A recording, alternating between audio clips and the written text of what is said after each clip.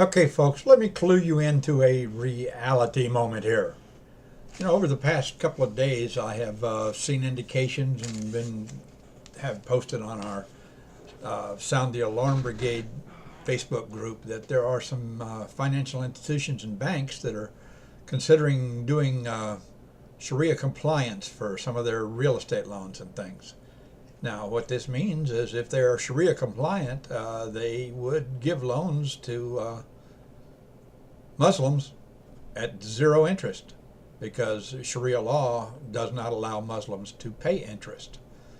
So it caused me to do a little bit of background digging, and here's what I've come up with after only about 10 minutes of research on the internet.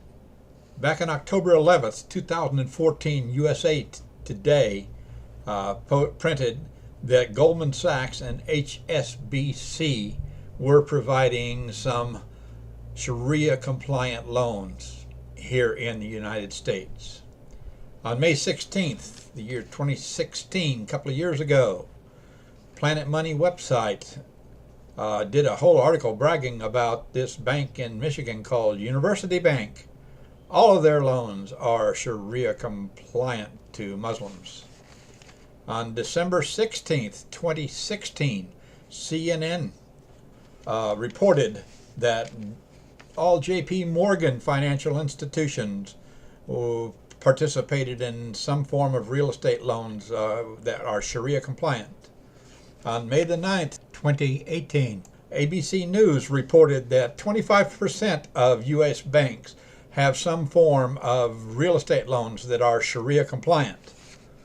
And I could not find a date, but there is a website called citizenwarrior.com, and they have a list of all the banks around the world that are Sharia compliant. There's a bunch of them in other countries, but here in the United States, these are the banks that have branches or offices in the United States that have some form of Sharia compliant loans. AXA, Barclays PLC, BNP Paribas Group, Citibank North America, Credit Agricole SA, Deutsche Bank AG, they have a branch here in the States, Dow Jones and Company Incorporated, Equity Insurance Group Limited, Goldman Sachs Group, HBOS PLC, HSBC Holdings PLC, Investco Perpetual, Julius Baer Group, Maersk Logistics, Merrill Lynch and Company Incorporated, Morgan Stanley, and NYSE Euronext. So there we have it, folks.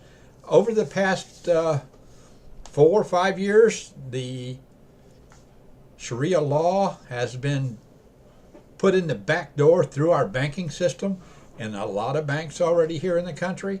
And what this law, let me say it again, this law does not allow Muslims to pay interest on loans.